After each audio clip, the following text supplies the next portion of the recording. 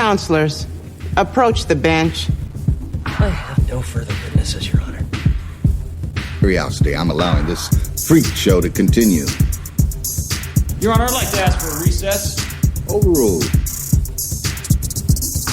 Do you swear to tell the truth, the whole truth, and nothing but the truth, so help you God? Hey, welcome to Movie Mistrial, the podcast where we examine the IMDB top 250 and argue for or against the movies being on that list. My name is Johannes. And I am Raji. Today, we're talking about another film on that list. The spaghetti western by Sergio Leone, The Good, the Bad, and the Ugly. The Good, the Bad, and the Ugly was released on December 23rd, 1966, starring Clint Eastwood, Will Wallach, and Lee Van Cleef, with an IMDb rating of 8.8 out of 10. Before we go to the European Wild West, however, how have you been? I've been pretty well. Just, hanging out, watching movies, good and bad. And, watching series, too. We discovered Enlightened by Mike White. Enlightened? Is that the one by the guy who is currently doing the show about the hotel? Yes. I think I saw that movie on that show on HBO, starring the blonde woman who was Laura Dern. Laura Dern. Yeah. That was an interesting. It got weird very quickly. I remember it. I don't remember why they didn't renew it, but I was enjoying the show towards the end. Anyway, I'm not gonna put spoilers. Right. How have you been? I've been pretty good. My wife just had a baby a few weeks ago, and the baby is now 2 weeks old. So I've basically been on baby daddy duty. And it's been both exhilarating, frustrating, exciting, and demanding at the same time. Babies don't speak English, so it doesn't help.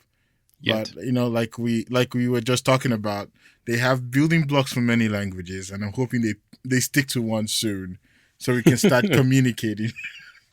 But I'm enjoying the process of being a father. Very good. Very glad to hear that. There's also the concept that people teach their kids sign language. I just remembered, which is interesting. But anyway. Can babies understand? I mean, my baby is just kicking and punching and crying. And I don't think she would even understand. I don't know how. Some people are patient, is what I'm trying to say. I'm trying to. Right. Well, I think with 2 weeks, it takes a little bit of time. Have patience, man. Have patience. I'm working on it. I'm definitely working on that. Very good.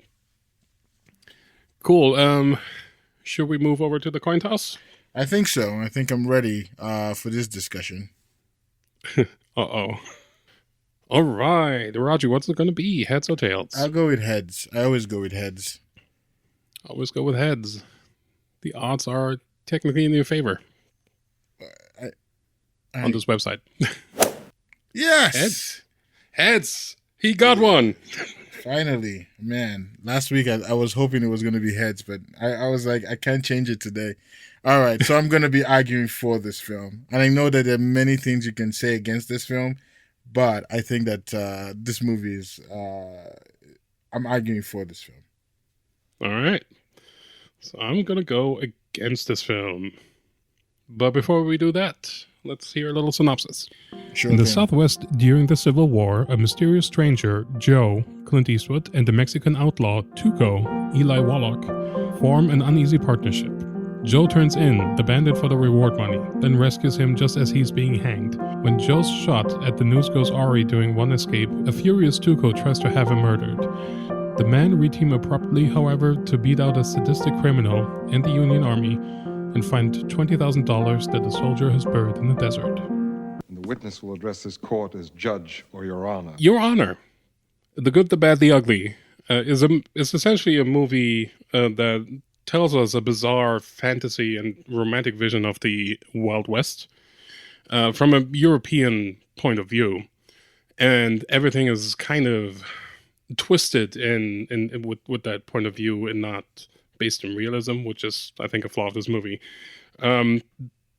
The technicalities of this film, very drawn out, establishing shots, very long, lingering shots in general. The subplot of the Civil War that we see here is taking a lot of time and not a lot of point. It's just a big distraction from the main story at hand. And all in all, I think it's just kind of a bizarre, twisted fantasy of what Europeans think of when they hear the keywords the Wild West, and kind of the romantic vision of that ideal that exists. And I think it's deeply flawed. That's your argument. That's my argument. So I'm gonna say that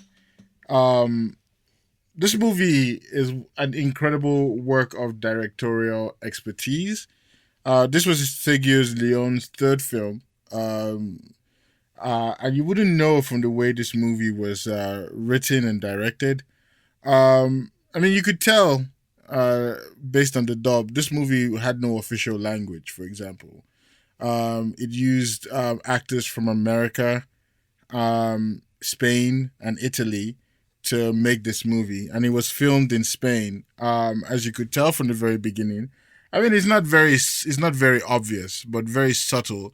When you looked at the water well outside the building where the mother was pulling the water as Lee Van Cleef's character made it through the scene, you could tell that it wasn't a particularly American structure. So even I was watching the movie with my wife, and she immediately said, "Wow, I don't think this was filmed in America." And she grew up watching American Westerns. She could tell almost immediately. And I had to read about how all the characters in this film were speaking different languages while they were reading their scene. So when Lee Van Cleef's character comes into the room, she was speaking to an Italian woman who was responding to him in Italian as he spoke English to her. And that was dubbed into English later. It was quite fascinating, the amount of expertise that it took to make this movie successful. And the story was coherent. I think that, one of the things that was mentioned was that it told a very weird story from a European perspective of America's independence. But I think that every single point in the film where America's independence story interacted with the characters, there was a period before and a period after. For example, when one of the most egregious scenes that I could think of about, the American interaction was when they got to the bridge. And when they got to the bridge and the captain was saying, like, hey, we need to blow up this bridge, he gave a very long speech to basically tell the guys that, hey, this is illegal to do. We can't do it. If we did it, we're court-martialed. But you guys can blow up the bridge. And even as he was shot and he was laying on his deathbed, he said, give me something because I'm expecting some good news. And once he heard the good news, that is the bridge blowing up, he passed on. But I think that whole scene was set up so it could give the characters an excuse to tell them what they needed to hear under the bridge. And I think that kind of masterpiece storytelling that basically left even the most egregious scene where some characters pontificated for minutes, it still drove the story forward and made the ending as exciting as ever. So this movie is a masterpiece in my opinion, and I am ready to argue to death about this one. It's going to be a two-way Mexican standoff today. So a couple points. You said there was no official language, and I feel like that really shows, and I felt it super distracting because it's like while it is on a production side, it's kind of an impressive feat to create a movie with a cast that is not speaking one universal language. I think as a viewer, it's very distracting because some people you hear the original dialogue. It seems like some people you don't, and it's just kind of this bizarre amalgamation of dialogue. I think the performances are serviceable here and there. I mean, to backtrack a little bit, I think so. There's not a lot of dialogue in this movie to begin with. I think we start this movie with probably a good 10, 15 minutes without talking. It's all just stare downs and creating tension. And I understand that's framing up the character portrayed by Lee Van Cleef to be this headhunter person, this henchman, and like he gets what he wants. As soon as I'm paid, I get what I want, or I always follow through. But it's just droning, and it takes forever. And you said it's directed very clearly, and the story is very straightforward. I had a hard time kind of figuring out what was going on and who was doing what, especially in the very beginning when that robbery takes place, and the ugly is jumping out of the window with some food. It was like, okay. So how okay.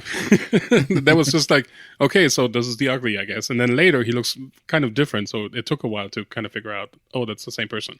Got it now. So I feel like it's not very clear because there's not a lot of dialogue to kind of establish something here and there.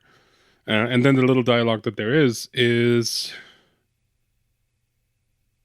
sparse. Well, yeah, it is sparse dialogue, but it's not giving me a lot. So it just felt like a long movie to me, and it is a long movie, but it wasn't alleviated by kind of compelling storytelling to me. So I think you make an interesting point about the lack of talking. I think one of the issues that Sergio Leone had with American westerns or Hollywood westerns was that they talk too much. And one of the things that he was trying to change, and I think it's one of the reasons why the movie was snubbed initially when it was released, was to say, hey, we don't want this clean protagonist who's always neatly dressed, who prophesies good. We want ambiguous characters. The good, the bad, and the ugly. All three characters were technically not good, not bad, and not ugly. They were all bad people, to be honest with you. But I think what differentiated the characters were, in some situations, the no-name character played by Clint Eastwood showed that he would sacrifice time to do good, where the other two would never do that. So he was considered the good, because in human nature, I think one of the goals was to show that human nature is ugly no matter what. Even the good character is rotten. But at least the good character would stop to give a dying man a smoke and cover him while he shivered to death. So I think some of those things were portrayed in the facial expressions, the actions of the characters, as they proceeded through the movie. One of the famous lines in the movie, and I have to say, the character of Tuco stole this film. He was incredible from the very beginning to the very end. Was when he was in the bathtub, and one of the characters who he shot at the very beginning, who apparently survived, sees him go into the building and comes in to the front door, and he was like, for months I've been practicing with my left arm. You took my right arm out, and for months I've been practicing with my left arm, and blah, blah, blah. I'm going to shoot you today. And Tuco brings out the gun from the bathtub. He didn't bring it out. He shot him from the bathtub, shot him several times, stands up, points the gun at him and shoots him. And he says, if you want to kill, don't talk, which is basically the point of the film. They don't want to be an American film. They just want to show the audience what they're doing, how they're feeling at every single moment. instead of just moving the character with just long dialogues. It's interesting you bring that up because you mentioned that person, Tuco shot at that person in the very beginning. I believe that so. happens. Okay, because I think it was one of the that went three completely over my head. I just saw this like this random person because Tuco is just kind of doing Tuco things. You know, the funny thing about it is, I was watching the I remember the character from the very beginning because there were three characters who were approaching the building where Tuco was eating. Two of them had scars and one of them was very clean faced. And I was looking to my wife and I was like, hey, what's up with the guy who is very clean? But apparently he died. But one of the characters had the scar on his cheek. One of those characters, the older character, was one of the only guy who survived that and who met him in the bathtub and tried to kill him. Wow. So so completely unclear, I think. But anyway, I think you were touching upon something that there's some interesting things here, right? So you have three opposing characters framed as the good, the bad, the ugly. I think they're all very alike, as in they're all opportunistic grifters. They're all in it for the quick money. They're all greedy, and they're all showing some good sides if it benefits them, because everything is there like for their own benefit. And I think Tuco is the best example of that, where he draws the Blondie character out into the desert up until they meet that horse carriage. And then all of a sudden the story flips because he knows he has information that benefits Tuco.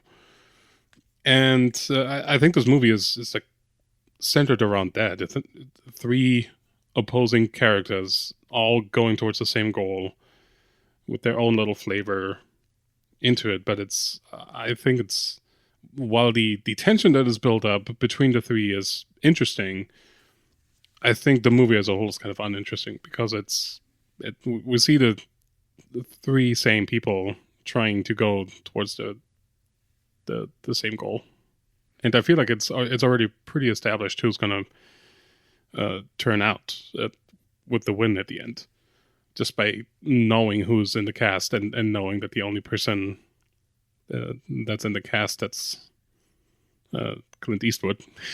It's like that person's probably going to win. I mean, it's interesting to think of it like that, but I kind of disagree with that too, because when you think about it, so I would say that it was established earlier in the movie that all three characters know each other, so they knew each other long before the movie started.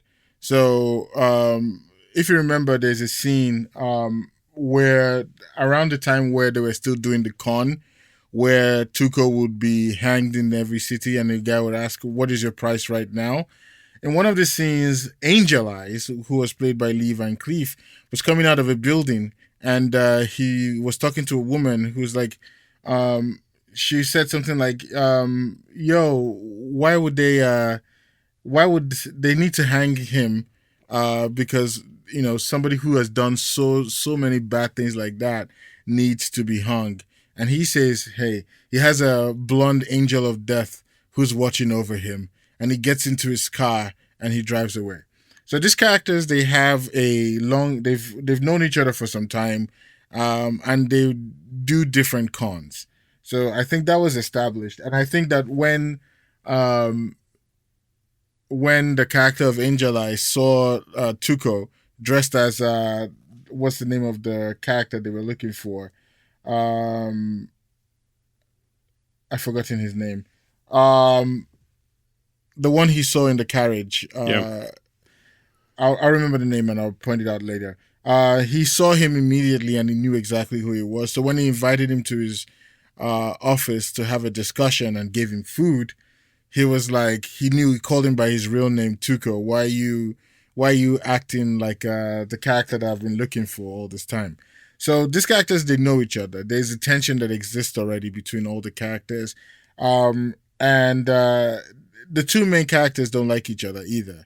But they have to work together for necessity.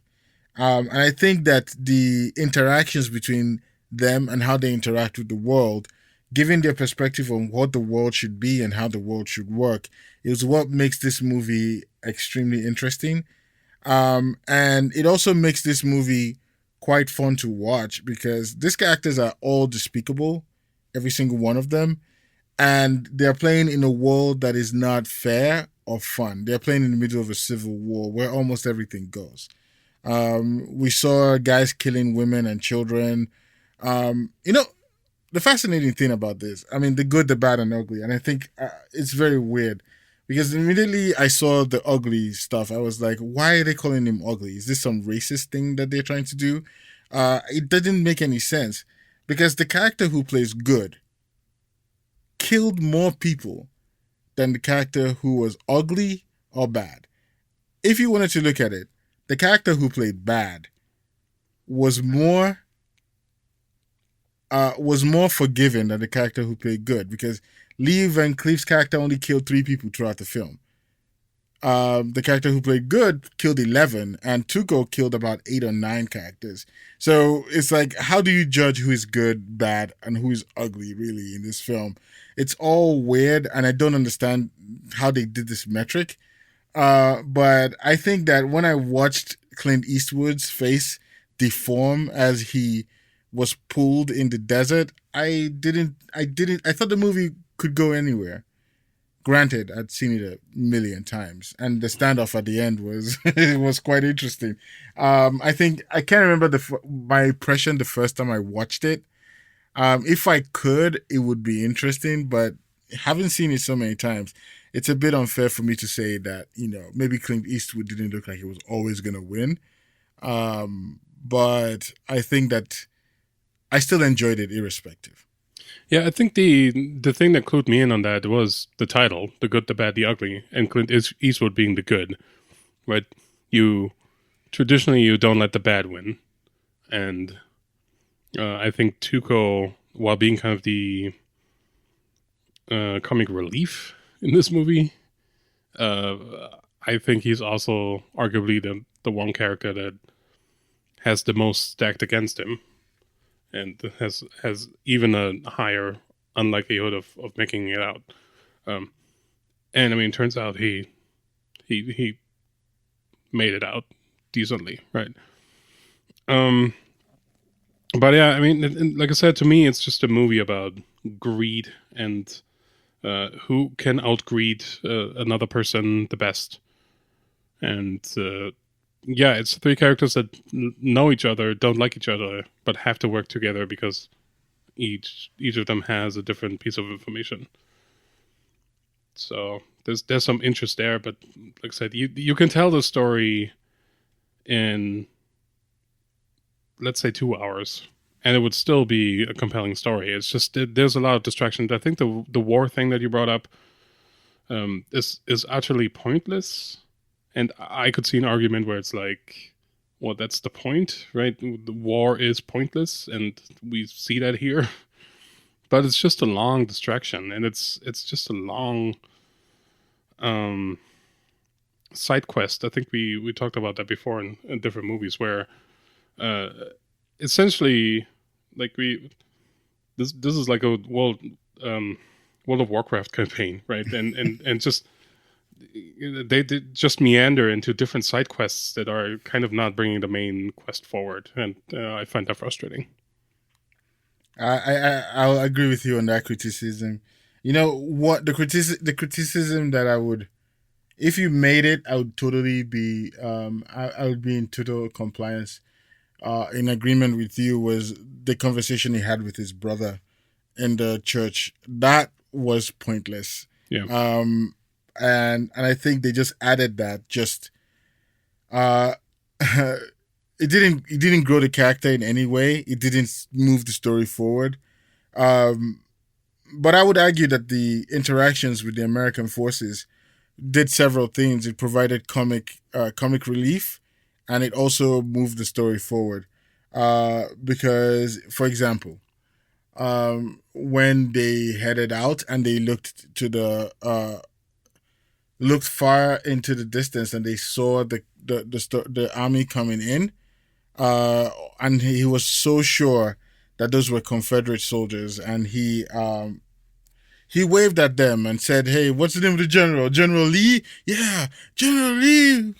Hop with General Lee." And he was giving all sorts of good praise. And they arrived and they dusted themselves off, and it was like the Yankees, and they were in chains a minute later. That drove the story forward, because if they didn't get captured, they wouldn't have met up with Angel Eyes, who was in the army, and who was also interested. It wouldn't have given us the torture scene that was masterfully directed. It's not a great torture scene, but I like the way they shaped it up, and the reactions of the characters who were playing the violin to hide the sound of people, of the pain and suffering within the room. How the guy had tears in his eyes, and he was like, play boy, and whatever, and he was playing the violin with the tears in his eyes. I thought that was actually masterfully acted, and I think that it gave us a chance to see the limit to which Tuco and goes, and the limit to which the character of Angel Eyes would go. So it definitely set up the movie, in my opinion. And every single time they stopped with the military, there was always a point where they went in and they came out with a bit more. And it moved the story forward. Yeah, I guess, but again, I would argue that you can get to the same story beats without having like that distraction in there. And I mean, I know like hindsight is 22, like that prison scene and the torture scene. Now in hindsight and having watched the movie, is like gave me very Schindler's List vibes, and I was like, oh, this is kind of weird. But again, like, you know, humanity is weird, so and brutal, so history repeats itself, I suppose, to a degree. But yeah, those are essentially my main points. I think it's drawing too long. It's establishing a lot. You could have cleaned up the story a little bit to make it like a tight, great movie.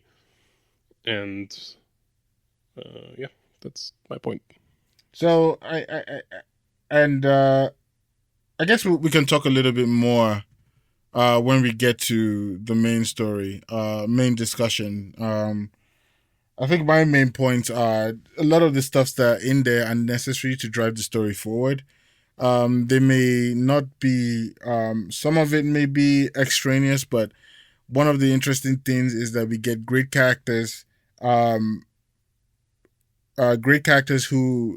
make sure that the scenes are never boring.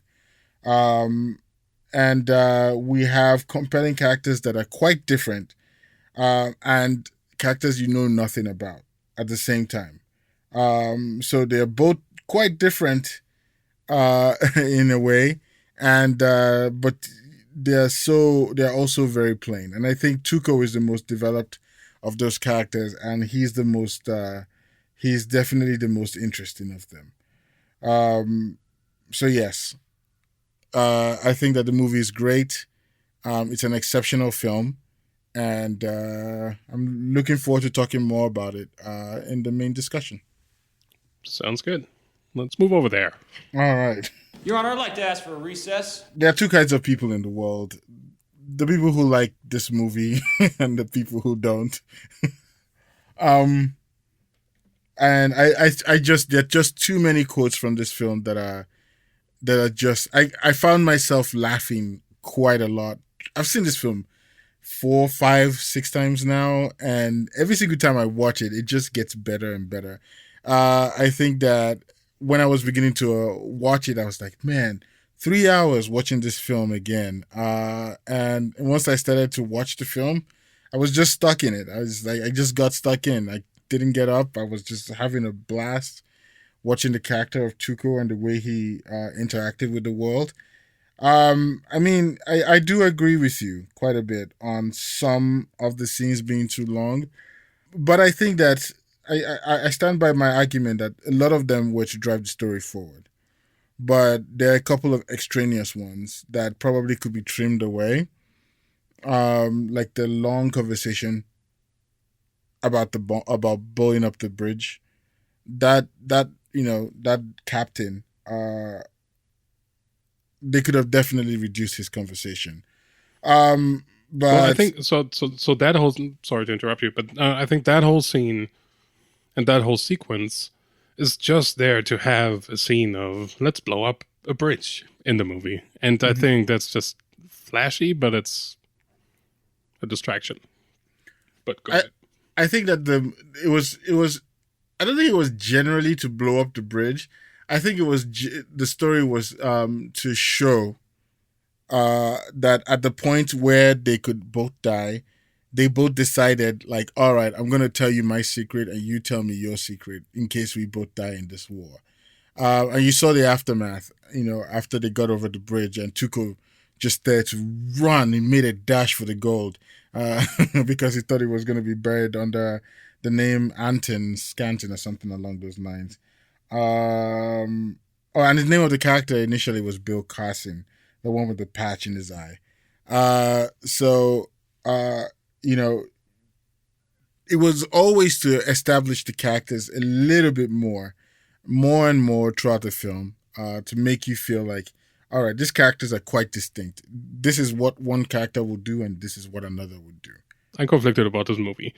It's the first time I've seen it, and while it is easy to kind of get lost in the romantic vision of the Wild West and kind of the opportunistic quality of America at that time, and understanding that this is a very idyllic lens from Europe that we have on this period. And idyllic not in a sense of like everything is butterflies and rainbows, because it's not, obviously. This movie's pretty violent. But still, it's just this fantastic narration of the Wild West. And I think it's playing a big part in the lore of this country to have stories like these that build up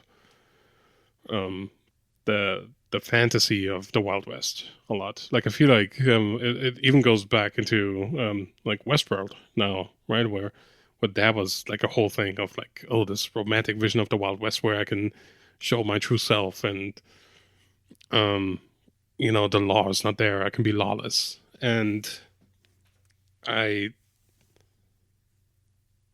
get that, and I understand the allure, but I also find it kind of boring, personally. Like, the things I think this movie is very good at is building tension. The main driver for tension here is music.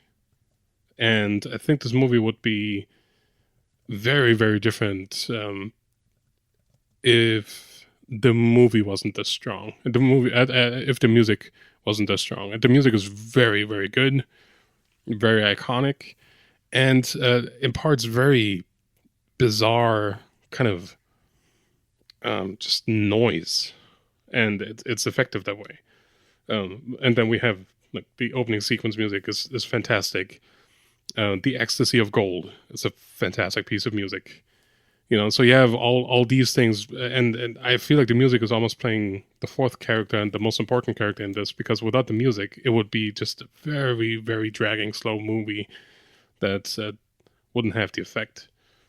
So I guess my point is the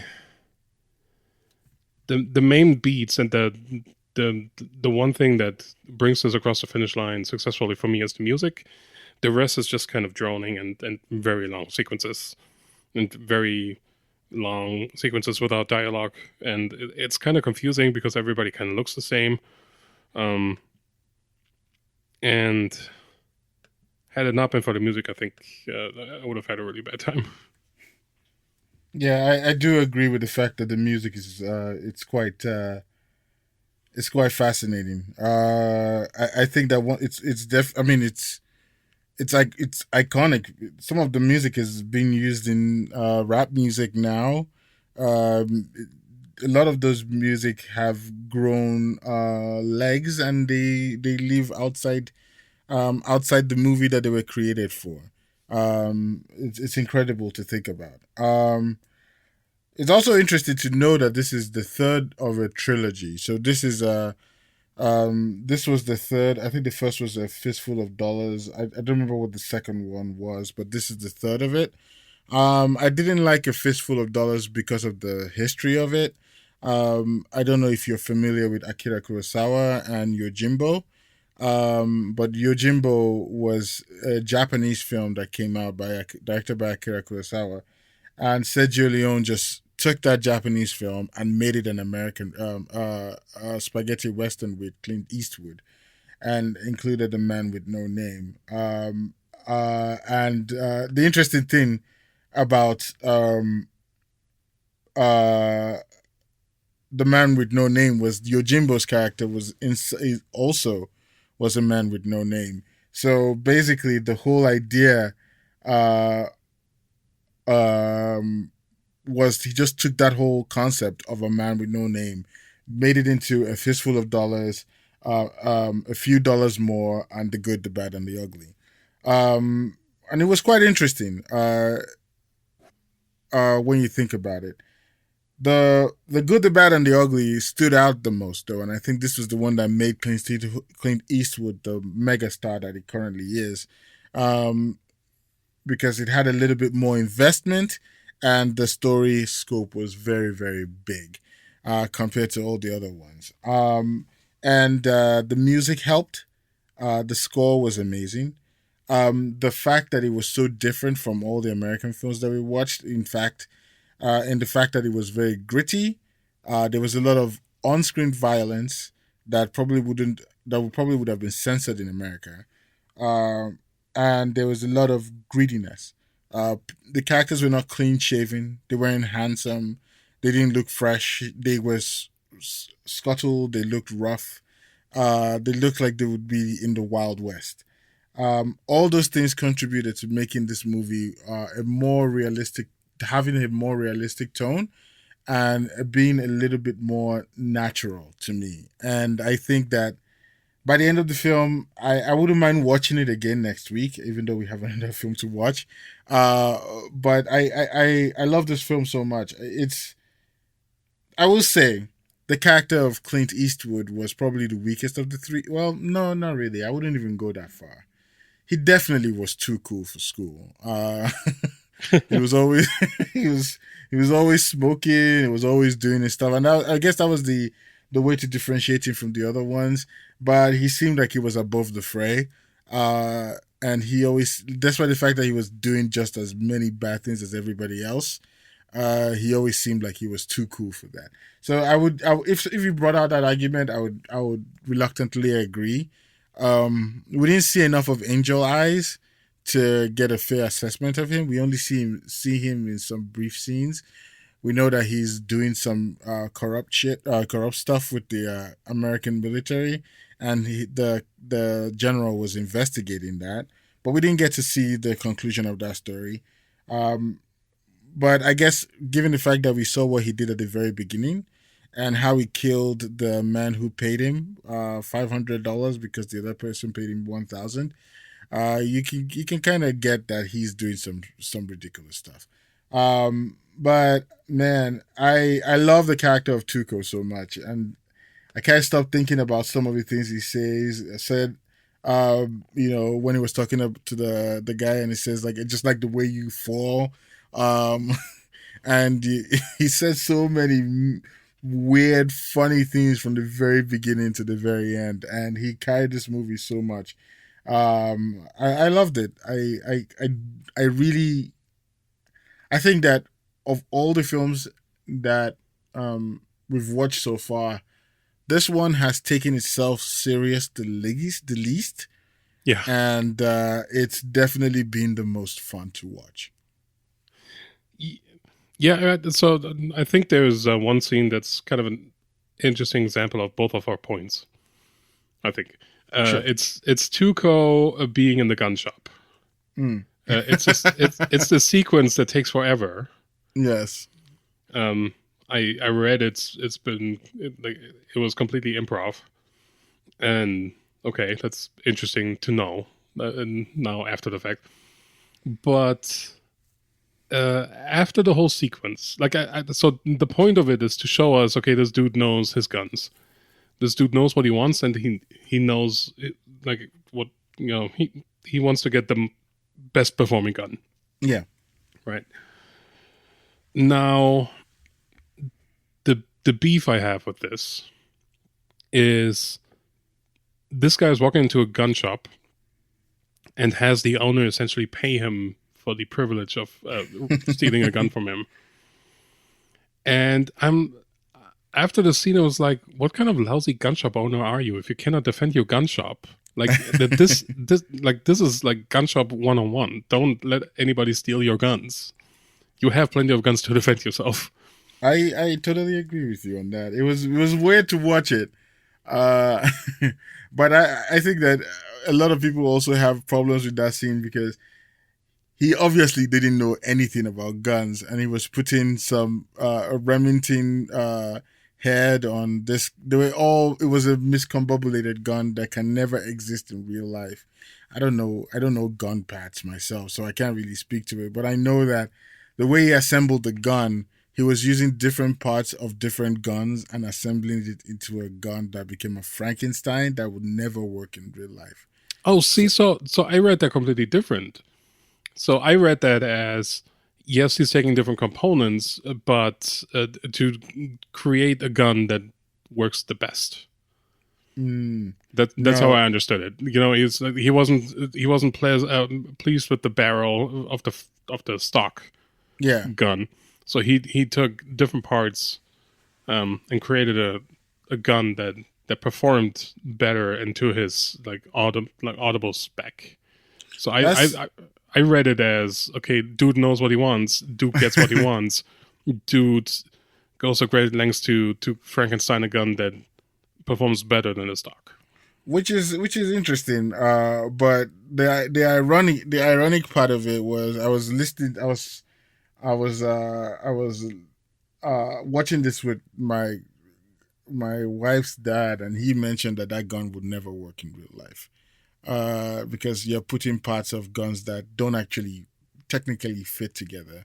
Okay. And there are going to be holes there and it's going to misfire or something. I don't know much about guns. I don't know if it's going to work or not, but I definitely know that the way that was set up, those were not real. That was not a real setup. And I think the fact that he went outside and he still shot the gun and everything just hit the target. Yeah, that is not proper.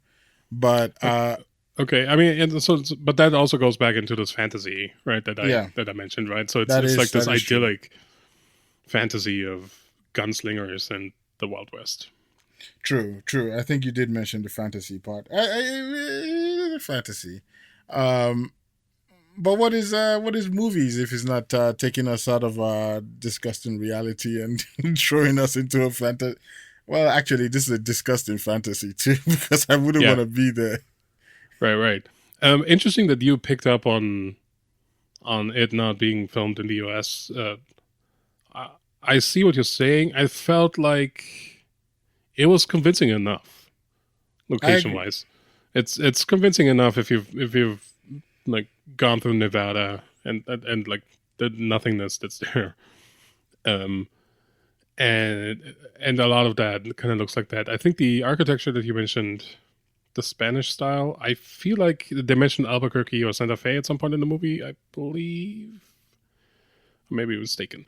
But so it's kind of in that New Mexico kind of thing. So I felt like it was convincing enough again with the kind of Spanish style architecture in a way. So I felt like it was convincing enough to, like, I knew it was not filmed in the States, but it did a decent enough job to tell me that. The thing that distracted me more was the overdubs. Honestly, like that's just very distracting. And I watch a lot of movies with overdubs, but like here was just very jarring. The irony is that I've seen this film a few times and I never noticed the dubs until I watched it yesterday, and I was wondering if it was what was the copy of the disc that I was watching it on that was the issue, or what was going on. I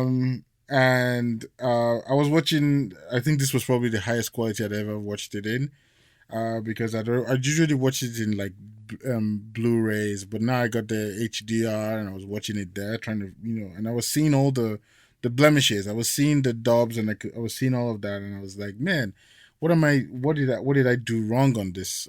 Trying to figure out what the issue was.